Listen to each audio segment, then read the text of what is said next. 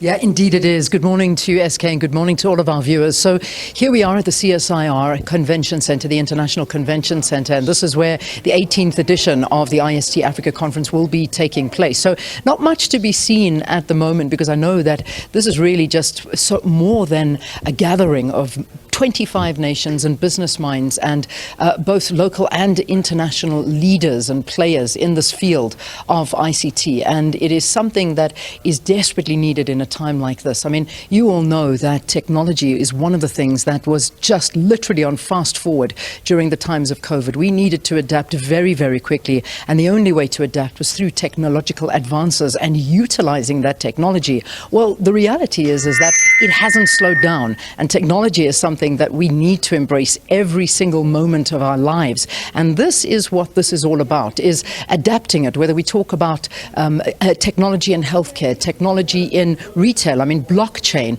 talking about people that own spaza shops and how they can actually get access to all of these kinds of technologies that allow their businesses to thrive. These are things that are being spoken about. But let me bring in my first guest, though, to tell us a little bit more about what is going to be discussed here and the importance of a meeting like this. I'm very happy to have with us Dr Mmboneni Moufhe, who is the Deputy Director General for Socio-Economic Innovation Partnerships at DSI, that's the Department of Science and Innovation. So nice to be here at such an important gathering, because, you know, we've always spoken about technology and innovation being very, very important in our lives. However, at this moment where jobs are at stake because of technology, we need to be very, very fast in creating and moving forward on this.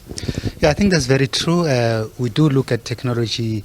I think we know that it is disruptive, but I think what we need to do now is to look at the opportunities that it presents, because I think the disruptions are actually going to be part of our lives going forward. And the only thing we need to do is how do we actually ready ourselves for change, because change, especially technological change, is going to be accelerating going forward, as you've already said. So we're not going to be moving at normal speed, and hence we need to prepare not only in terms of the development of the new technology, but in terms even of how government provides its offering of various services using technology. Yeah, and this is something that we need, and as you say, you know, it can't be at the normal pace, it needs to be faster. What are we doing behind the scenes to ensure that we're not left behind as a country first? And I know we'll get to the continent discussion, because there's 25 nations that are represented here. Yeah, I think what we need to look at the whole issue of technology development is to look at the full value chain. Firstly, we need to train, we need to develop capacity, and secondly, we need to actually do a lot of scientific research, which is really why, and I'm pleased that we are here at the CSIR, which is a whole lot of research facilities that are here, and a huge focus on ICTs as well. So I think when we look at what the country must do, every single one of us must invest in research and development, because that's where new ideas come.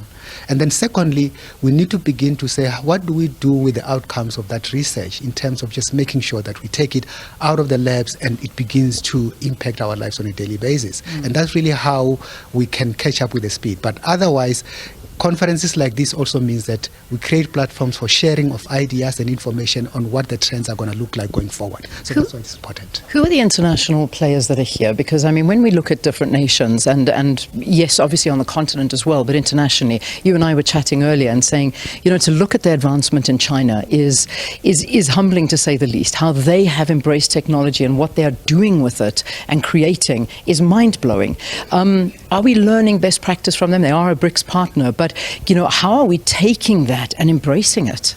So in terms of international partners, we have the likes of the European Union that are part of this. We've got the ongoing partnerships, as we've said, with the rest of the continent. And I'm pleased that in terms of the private sector as well, because you know that the private sector is really at the forefront of uptake of technologies. I mean, we've got the likes of Huawei that are here, and we know how far they are. You know, we're talking 5G now.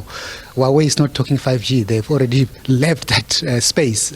So they really are the kind of sources of information and knowledge and intelligence and intellect that we can really dig into, both as other, you know, government that are here from the rest of the continent, and also other private sectors that are here. So there is really a convergence, including of entities such as the World Bank who are present here today. Yeah, which is good to hear of. Artificial intelligence. This is something that it used to be a buzzword and we used to see it in movies long ago, but now we're living it. And artificial intelligence is one of those things that is developing faster than we could have ever imagined. People are looking into the future for it. It's not the future. It is now, and it's a daily occurrence, which is hampering job creation already in a country that has exceptionally high unemployment rates, and particularly a youth that are not necessarily trained with the skills to move into these arenas. I mean, e-health, artificial intelligence, these are all things that are going to be discussed here today. E-agriculture, digital commerce, you name it. But DDG, in terms of training the youth to get and embrace these, what are we doing? So there's a whole lot of initiatives, especially if I look at what we're doing in the department. And the training for fire-enabled opportunities doesn't necessarily need one to go and get degrees, and I'm not saying degrees are not important, but what we have seen through our programs is that when we launch initiatives such as this Living Labs, the mobile application labs, that these young people especially, they are able within a very short period of time to create their own spaces and come up with solutions for a whole lot of the challenges that they have. So I think what we are doing is just give them an opportunity either through enterprise development opportunities, provide them with mentoring and so on, and then you can start to see that little by little we are seeing a lot of young people who are coming with solutions that are fire enabled. So what we need to therefore do is to create an environment, and I think institutions such as the University of Johannesburg have started to say everybody who comes in will need to learn something about artificial intelligence, because what you do with things like artificial intelligence is you introduce one particular concept, but a whole lot of it happens through machine learning, so that the system perpetuates itself. So I think that our young people, if we give them opportunity, which we're trying to start to do, it will really create that platform where we're going to have the critical mass of young people who are going to take us forward. All right, DDG, we look forward to seeing what comes out of today and listening to the role players and speakers that are here and representatives from around the world talking to us. Thank you very, very much for joining us here at the ICT-Africa gathering. This, of course, is the 18th edition of this, and talking to us about many of the things that are sort of changing and what we can expect to take place here was Dr Mmboneni Moufhe, who is the Deputy Director General for Science, for Socio-Economic Innovation Partnerships at the Department of Science and Innovation. All right, let's go back to the Johannesburg studio now.